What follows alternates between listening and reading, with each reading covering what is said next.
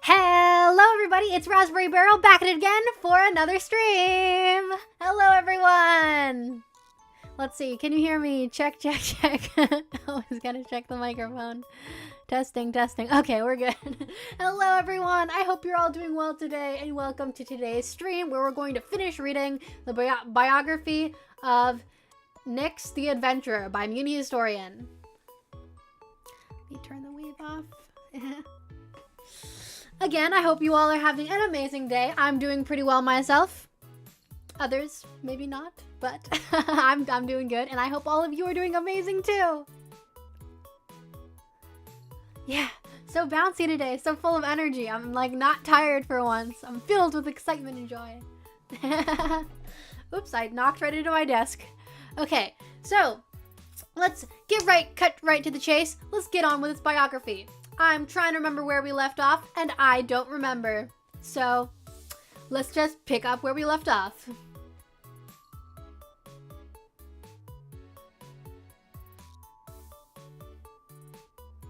Okay, so again, this is the tapestry. Let's see, did I leave that tab open? I did not. So just going straight into the beginning of part 2/part 3 of Nyx the Adventurer. Please forgive me if I stutter, hesitate, or mispronounce anything, and for any noises in the background. Oh, let me move myself over here. Shrink myself into the corner. Shrink myself down over here. There we go. Perfect. The announcement of the royal birth is something that the entire kingdom celebrates, cause with them comes the promise of a new age. Nyx was thrilled to have a child. Her sister Asteria gave birth in 800 to a daughter, and being an ocean away, Nebula only saw her once.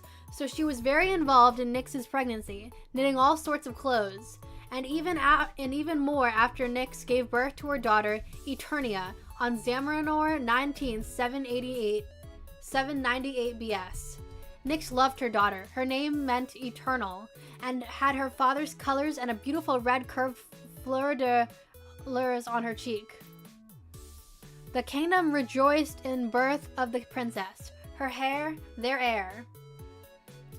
Nyx was a good mother. She kept her daughter close to her, but wasn't obsessed with her protection like her mother was with her and her sisters. But a year later in 787, Nyx saw her sister Zoria, and she had some disturbing news. Zoria had gotten sick, but also pregnant, and she had to give up the child in order to get better. But she didn't want to give up the child, and turned to her sister for help. Her magic was always stronger, but Nyx didn't know any way to help her little sister, and suggested she talk to their mother, and afterwards, Zoria was decided that she would keep the child, no matter the consequences to her. Oh no, abortion time. Ba-da-ba. Nyx had Zoria stay in the castle, received with treatments she could to ease her symptoms, but kept the child. And things got better between Zoria and Nyx than it had been in the years before. And in the fall, they got a visit from their sister Asteria, bringing her daughter, Princess Carrie, named after the first Robin Queen. The three sisters took comfort in each other, reminisced on their time that they were just girls and young, and ran through the halls of the castle. Simpler times. The two sisters never wanted to hurt Nyx in any way. They did. But Nyx said that she has forgiven the two of them for what happened, and she said that once Zoria's child arrives, that they should remain in touch again. But the sisters they were. Be the sisters they were, that they should have been. Asteria stayed with her sisters. They minded together, and watched as Zoria's features deteriorated. She was not looking well, but the doctor said Zoria's child was alive. But in 786, when the birth came, Zoria didn't survive, but she was surrounded by her sisters, parents, and husband Flint. Nyx was so pleased that the child did survive though, weak but alive, and Zoria had picked the name Cause, if a boy, beforehand. Nyx was both sad and angry. She just got her sister back and now she was lost to her. However, what twisted the knife was that Flint planned to do with the child. Oh no, what does he have planned? Flint prepared to take the child back to Lazuli. As the child's father, he had right, but Nyx didn't like it, and she had a silent rage as they took the royal carriage to the coast. However, said carriage was attacked by monsters, believed it was Nyx. While the monsters were killed, Flint did not survive his wounds, and the child was returned to the castle. Oh my. While Nyx disliked the fact that it was Flint's child and looked like him, the purple eyes were her mother's, and had a star just like hers, but inverted. She took charge of him, a way to honor her sister, and at the end of the year, Nyx discovered her second pregnancy, and on Cork 18th of 795 BS, Nyx gave birth to a second girl, naming her Etheria, from the High Munian word Etherian, meaning child of light. Like her first daughter, this one was blonde too, but had the orange eyes and the orange keyholes as marks. While Nyx liked having another child, things were taking a turn for the worse with the monsters. In recent years, she had heard more reports of them crossing the border. Tensions were high, but she did it well. She allowed for self-defense, but not raids into the monster nation. She didn't want the children to grow up in a time of war like her grandparents. Let's see what our picture is. Three sisters, finally together again. Aww.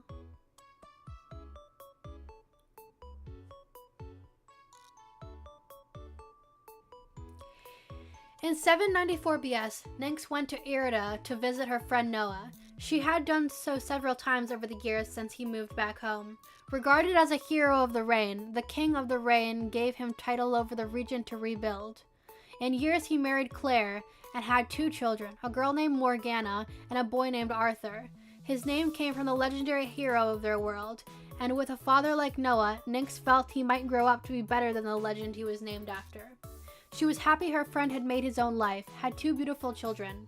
Nyx brought her own two daughters and nephew. Though there was a language obstruction between the kids, they seemed to play well. They laughed when Eternia beat Arthur with wooden swords. Both four, but they could see potential in their kids. While Noah loves his life in his homeworld, he still never forgot the time he spent on Mewni. Her daughter Eternia was protective of her younger sister, and when Nyx asked her daughter if she would like to become a knight, Eternia said yes. When she was 8, she sent her daughter to train with her cousin Dame Duchess Bellona, one of her many squires. Shortly after, Nyx discovered her third pregnancy, giving birth to a son, Kratos, on Oag 13th. His name meant animal, because of the cat-shaped marks on his face, looked like his father, but he had hair.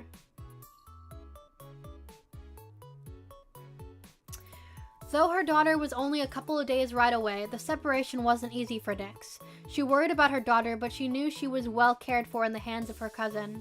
She got letters from her daughter every other day, and her daughter was training hard and made many new friends. She was raising her sister's son, Kaz, like her own son, but she made sure he never forgot who his real mother was, told stories of when they were children, though left one out for when he was older.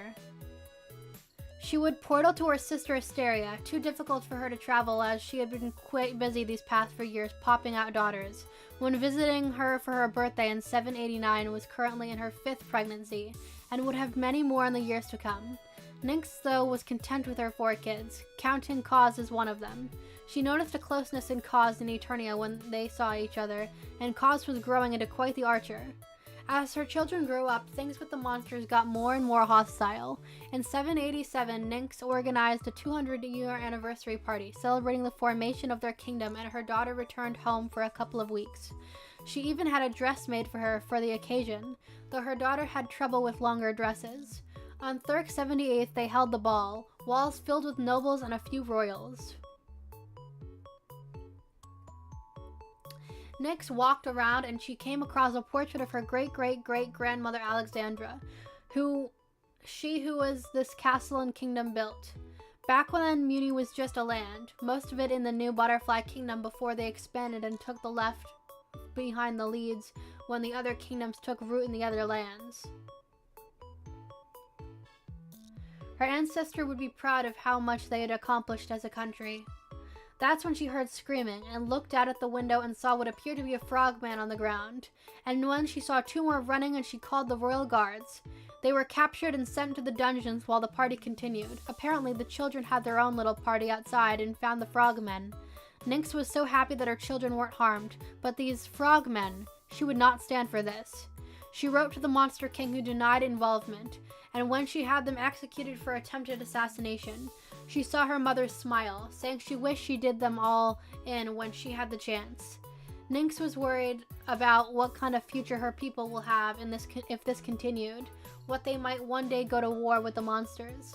Like when her mother was queen, so she increased the border patrols and better efforts to keep more monsters from sneaking in. Nyx and her kids after 787 BS Frogman incident. Oh, they all look so nice.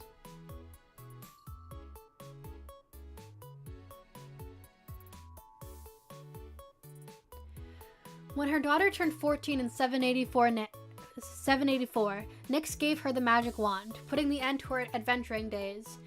It turned into the handle of a sword, and she quickly learned how to make a sword of light. She also passed the Book of Spells to Eternia to add to its pages. She would use razor cranes to talk to Noah between worlds. Few months later, she had Baby evaluate her, and what she had to report made Nyx very happy. Baby said that her daughter would grow up to be the strongest queen yet. Without the wand, Nyx's magic was fairly limited, but she could still use basic magic. The border skirmish with the monsters was trying her patience. She wanted to make it clear even without a wand that she was still a strong queen. So some rather violent actions were taken against those who dared to cross into butterfly territory.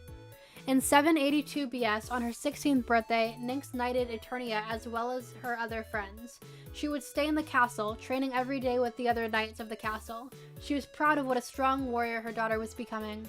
She received a letter from Noah. His son Arthur was turning out the same way. Her daughter Etheria was becoming a scholar, like her father. She could read a book and not only remember every phrase, but also what the page said phrases was on.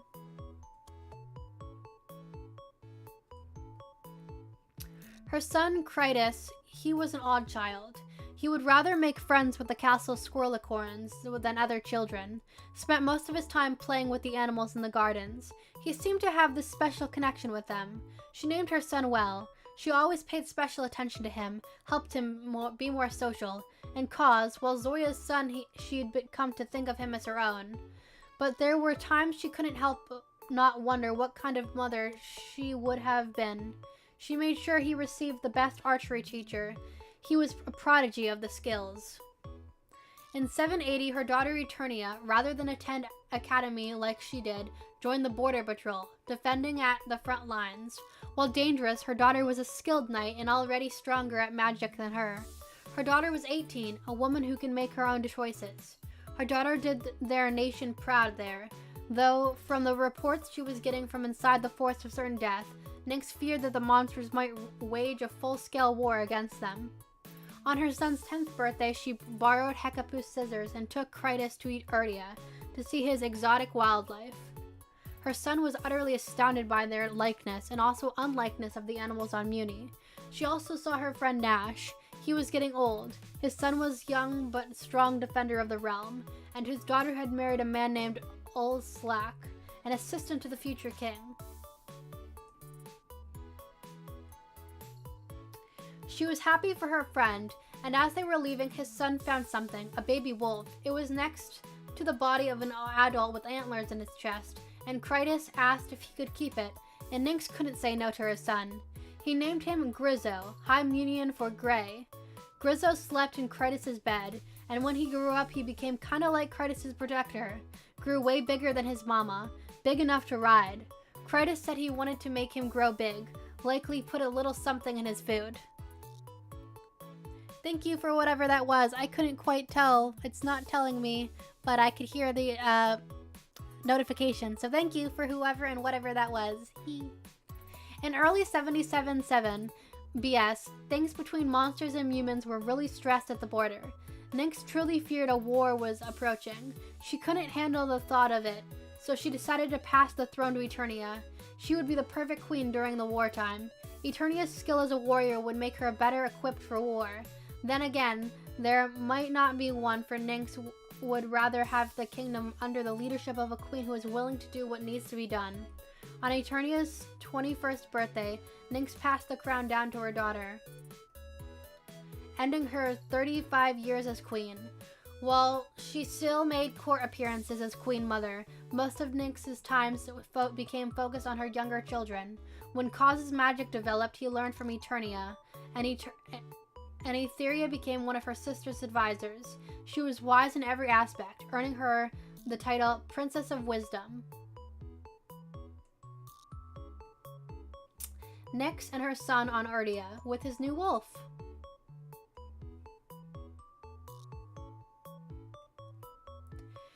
Critus was still 12, and with his social difficulties, she just wanted to protect him from anything and anything. She would never admit it, but she was a lot like her mom when it came to her son. Everything, though, seemed to be, well, things remained as they were till Spleenix of 774.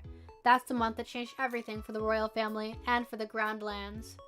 On the 1st of Spleenix, a council meeting was held to decide once and for all whether to go to war, but Etheria suggested a diplomatic solution.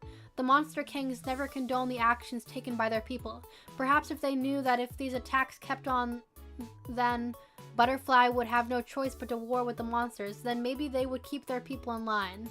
She volunteered herself for that mission, though Nyx wasn't sure that was a good idea. It wasn't until Spleenix 18th did they hear back. One of the men from Eternia's party returned, badly wounded, and with a message. The Monster King died, and the new one had their party ambushed, and Princess Etheria was dead, used herself as a distraction so the others could escape. The news heartbroke Nyx. Her daughter was gone, and she was never coming back. With the death of Etheria, Eternia declared war on the monster nations. That evening, she went to Critus's room. She felt that her son would need her, and he was gone. He ran away. Search parties were sent, rewards offered for information on the prince. Days turned to weeks, and Nyx just felt lost. She lost a daughter, and she couldn't lose her son too. He wasn't even 15 yet, and he never had been on his own. Sure, he had Grizzo, but that didn't stop Nyx's mind from going to the worst scenario. She wasn't sure which scared her more, the war or never seeing her son again. She then heard news that her son was seen crossing into the Mountain Kingdom. Nyx herself mounted on a unicorn and rode out to go find her son. It was almost a full Selene when she heard he was in the valley of southwest of the Potolola Mountains, and so she set out to retrieve her son. But when she got there, she there was a full-scale battle happening, the Battle of Oakamond. Apparently, monsters had sailed around the continent to attack the Mountain's kingdom from below. Might have given them an advantage if Critus himself didn't warn the Mountain's army. And she saw none other than Critus leading the attack, seeing a completely different side of her son. They ended up driving the monsters back into the ocean, but this was only the beginning. Nyx hugged her son and healed his face wound, but it would leave a scar. She wanted to take him straight home, but he was asked to come to the Mountain's court. When they got there, Eternia was waiting for them, gaining the Mountain's support. The family thanked Critus for his early warning. That region was woefully under-occupied. They surely would have lost if he didn't warn them. When they got back home, Nyx and Eternia kept Critus under close watch so he wouldn't do another disappearing act. Crown Princess Ebony also came to court as a liaison of her kingdom. Nyx found it odd as she was only 16, though she sensed the young princess had her own motives for coming. Nyx noticed that Ebony and Critus spent a lot of time together. They had a lot in common as the princess didn't seem to do well in crowds either, and she had a pet catacorn she brought with her. By 773, Eternia began invading the Forest of Certain Deaths, and the war officially began.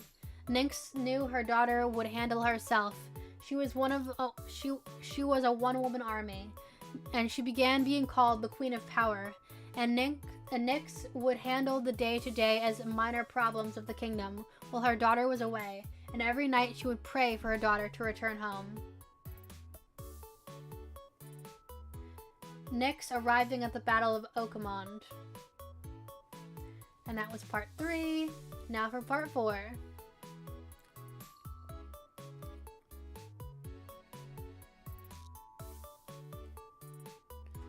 Let me get some water quickly.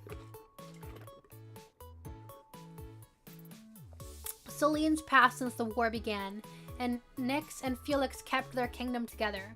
One morning her son and Princess Ebony didn't show up for breakfast. At first she thought nothing of it till it was lunch and neither came down, and according to the staff neither of their beds were slept in. She went into her son's room and found a note to her that he and Ebony thought of a way to give them humans an advantage in the war. She heard they took one of the butterfly ships and sailed off before Nyx could stop them. Nyx wanted to think Critus would be safe, but he was her son. Who knows what he was going to do? And her nephew Cos was with Eternia, leading his archery skills. Least of her parents were still around, old and gray, but still alive. They had an afternoon tea time every day. Midway through 772 BS, the remains of Etheria were recovered and brought home for a proper burial.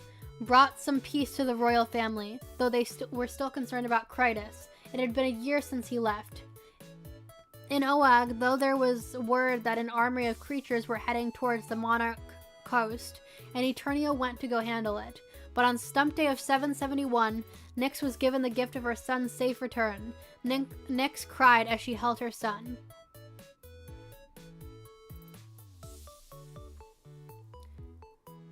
Apparently, Critus was reading with his grandparents and read about the island his great-great-great-uncle Leo discovered, and the beasts on it. Both he and Ebony had a way with creatures, and thought that maybe they could use them in the war with the monsters. It took a while, but the two managed to tame the creatures, and Critus was then on known as the Beast Tamer. The real beast was how much her son had grown into the past year. Looked like he had an animal on his face. Her son wasn't a boy anymore, he was a man. Though the biggest surprise to Nyx was that he and Ebony had gotten married. Her second cousin went with them and was a Gibeon priestess. Though a little young, Nyx could clearly see the love between the two of them, and she arranged a big party to celebrate their marriage. He trimmed up, but still barely recognized him from before. All of the things she imagined her son would grow up to be, a bad beast tamer wasn't one of them, but she was very proud of him. The beast really helped them with the war, and after the beast battle of 769 BS, the monsters seemed to retreat from the front lines and Eternia was in the castle more. It was also that year that she got her last letter from Noah. heard he passed shortly after, and it said he had a granddaughter named Osborne. Nyx was happy her friend got to see his granddaughter, and it made Nyx wonder about her own future as a grandmother.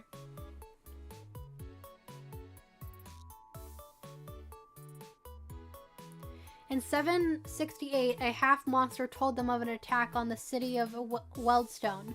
Half-monsters were often the product of an attack, and she was raised by her human mother. Nyx wasn't sure if Eternia would trust this half-monster.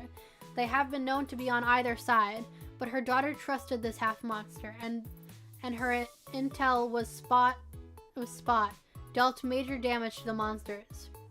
Afterwards, the force of certain death monsters were rarely seen, so Eternia stayed home for months.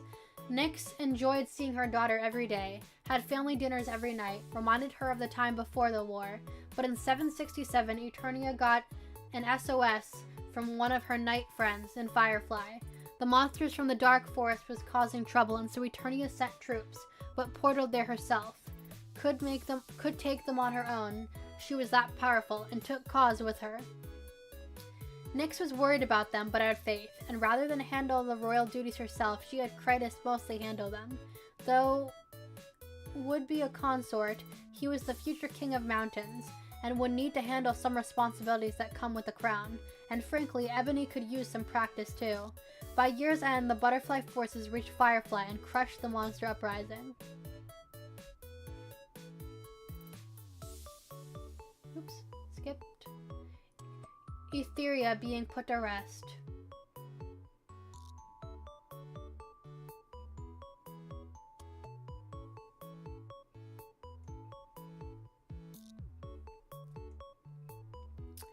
Eternia returned, though Cause went with Queen Artura Dragonfly. Her forces joined in the fight, and after Cause saved her life, they sort of developed a relationship.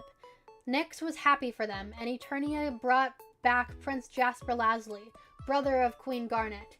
He was a healer who would be attached to her army, and she heard news that Ebony's father was going to step down in a couple of months and crown her queen. In late spring, she attended the coronation. She was silently crying when she saw Ebony and Krytis sitting on those thrones. Her son really came into his own, different from the little boy who hid behind her dress during the introductions. It was hard to leave him, but she was just a mountain range away. Later that year, she heard that Cause and Eternia were engaged, marrying the next year. So Nyx and Felix took a long trip across the ocean to relax and had a special gift for Cause. The wedding was beautiful, and the gift was a portrait of Zoria and Flint she had made with a kid version of Cause in her lap. Nyx had a custom made. Cause cried when he saw it. He loved it. Nyx said it was the family he should have had, but that she was glad he was part of hers. And he felt the same, made a toast to her and Felix, as the parents who'd raised him as their son. That portrait is still hung in the halls of the Dragonfly Palace.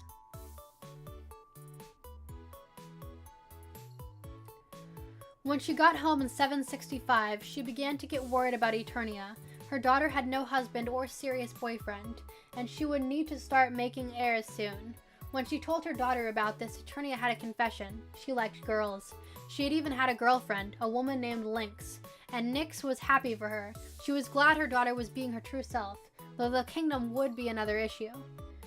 Things could get a little messy if the people learned that their queen would not have an heir, so Nyx suggested they name Krytis' future kid as her successor. That way they could have hope, as Eternia wouldn't marry. The people had no problem with same-gender marriages, but with royalty, it's different. There's the expectation of heirs, and with the same-gender marriages, well, it's better for the people to believe their ruler chose to rule alone and didn't have an heir than that they couldn't have an heir. For the next few years, things were pretty peaceful. Nyx and Felix would visit their son in mountains. They once spent a few weeks in the forest of singing trees, named so 'cause when the wind blew through the leaves of the songwood trees, it would make a gorgeous melody. And she caught up with a few of her old friends, invited them to live in the castle, and formed the book reading club, though there was more wine than books. But then in 761, the war picked back up with a new monster general. Nyx continued delegating things in the castle. But she was getting old, and in 760 she buried her mother Nebula. Sadly, Eternia couldn't make the funeral, neither could Critus. She stayed in the crypt most of the day of the burial, crying, not just for her mother, but her daughter too. She missed them more than anything, but she did hope for the day her family could grow again.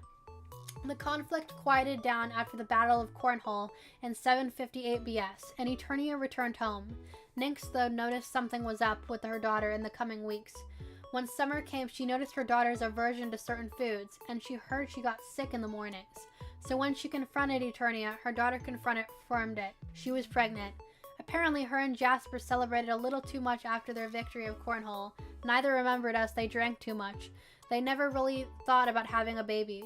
But Nyx said she would be with her the whole way. When the pregnancy was revealed, Nyx backed her daughter up on not wanting to marry Jasper as the Munisters wanted. She was there for the birth of her granddaughter Galexia on Sagnog 2nd of 757 and made sure her daughter got the bed rest she needed afterwards. Nyx's book club.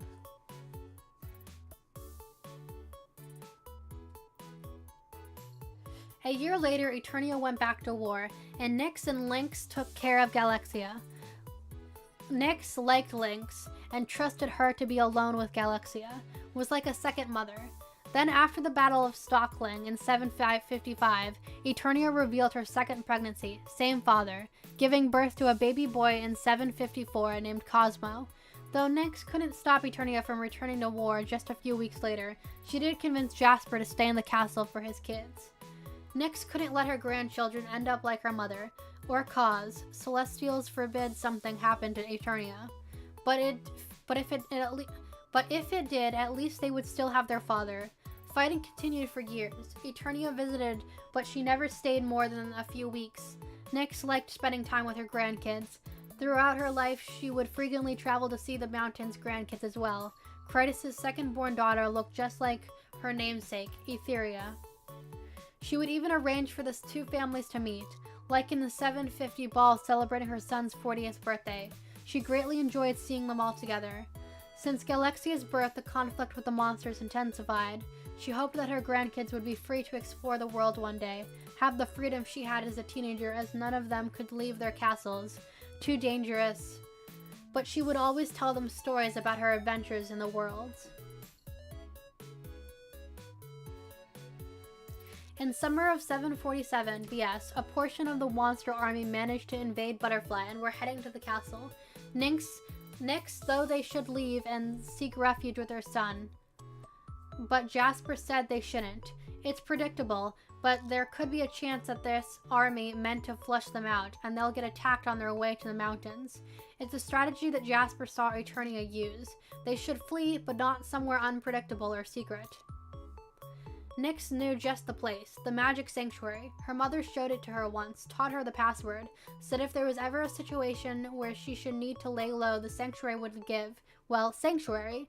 So Nyx and her family, including Lynx and Jasper, journeyed to the ocean. Her gator was a little rusty, but they got inside, and she told her grandkids to stay away from the well in the center. They stayed for a couple of days, till Eternia exterminated the monsters, and they could go home. Between Nyx and Jasper, they had enough magic to conjure food. Not as satisfying as the real stuff, but satisfying. At night, she would take her grandkids up to the roof and show them all the stars, use magic from her finger to draw constellations, and even have them dance around. Things were going well, to the day of Thirk 85. Eternia had been working on getting rid of the monsters in their kingdom, but part of the army headed west, towards the sanctuary. That day, Eternia fought them right outside of it. Nyx suggested they play hide and hunt, but when Cosmo couldn't find Galexia, she was worried. Later, she saw Cosmo heading up the stairs to the well and saw Galexia up there.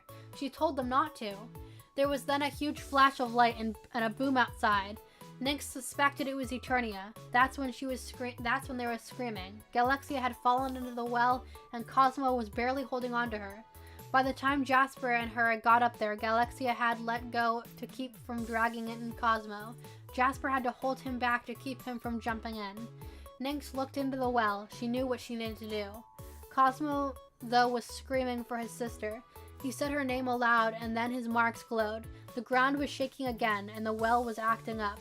Nix's marks glowed too, and then the well became a gracier, flooding the place.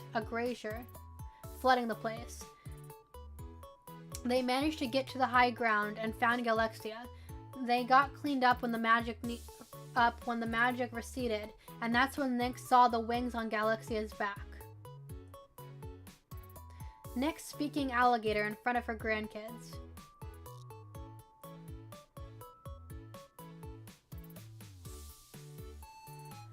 Nyx tried to hide it, but Galaxia floating kind of made that hard to do. Eternia wasn't mad.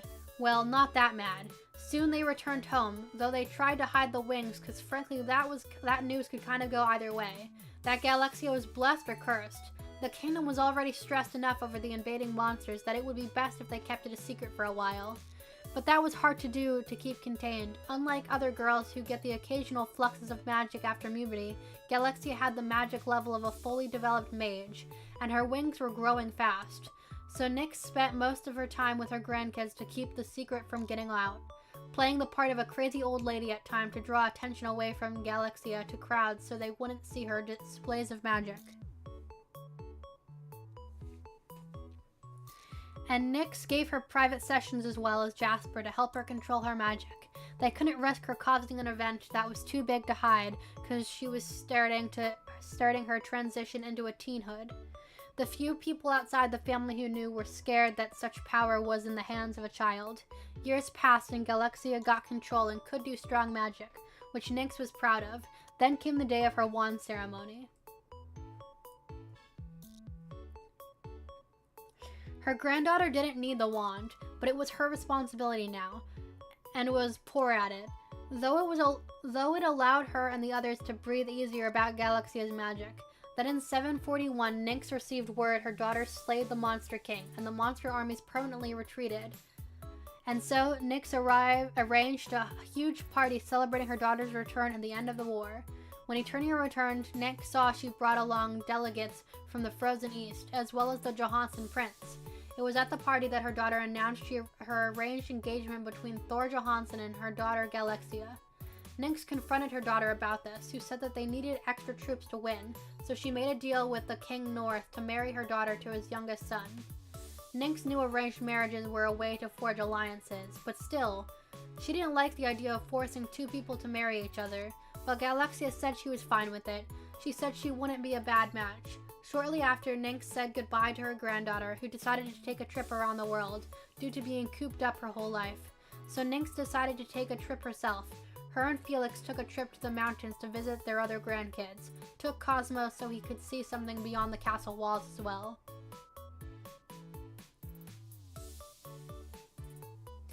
Nyx stayed with her son, Krytis, in his castle, and she loved telling her other grandchildren stories and such from her years of adventuring, ever present from the birth of her youngest grandchildren.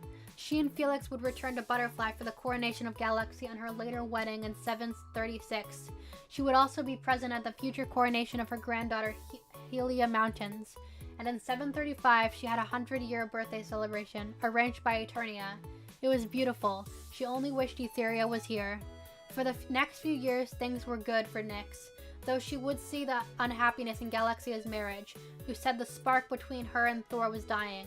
And in 725, her granddaughter divorced from Thor, the first royals to do so, and there was a monster trouble. All Nyx knew was that Galaxia said she would handle it. Left with some soldiers, then she felt the ground shake and got a bad feeling. Later, she returned unconscious. Nyx spent the last few years by her granddaughter's side.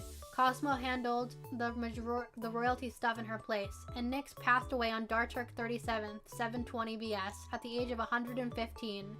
But to her last moments, she believed Galaxia would wake up. She was buried with her parents and daughter, and would be joined by Felix in less than a year. Nyx was the 7th Queen of Mewni, last Queen of the Area of Wonder, known as the Adventurer, but also the Explorer, the Dimensional Traveler, as well as the Forgiving, given how things ended with her sisters. Though past, her tales of other worlds would live on and continue to inspire others for centuries to come. Oops. Gotta get down to the bottom to see the image. What's our last little happy image? Nick's holding the newest and last grandchild. What are his marks? Are they clovers? I can't tell. Or her. I forgot what gender the baby was already, even though we just read it. And that was the biography of Nyx, the Adventurer. Da-da-da! By mewni-historian on DeviantArt. Link should be in the description. Thank you all for joining us today. I know this was a short stream. I got through that really quickly. I expected it to be at least 45 minutes, but it only took like 30 something. Thank you guys for coming. I hope you all enjoyed, and I'm not sure which biography we're gonna read next week. I might do another mewni-historian, or we might be taking on a new creator. I'm still deciding currently. But I hope you all enjoyed, and I hope you all have a great rest of your day. Thank you all for tuning in today. And sorry for all my pronunciation. I was really struggling with some parts, especially with the name Nyx. I just keep trying to say Nynx, because that's how I pronounce my character with like the same spelled name. So Nyx, Nyx, Nyx. That's how you say it. I'm sorry I couldn't pronounce it correctly. Thank you all for coming today. And I'll see you all next time. I'll see you all tomorrow for a Minecraft YouTube fic reading. Have a great rest of your day, I say, for like the 3rd time now? I don't know. Okay. Bye, guys. See you next time. Bye.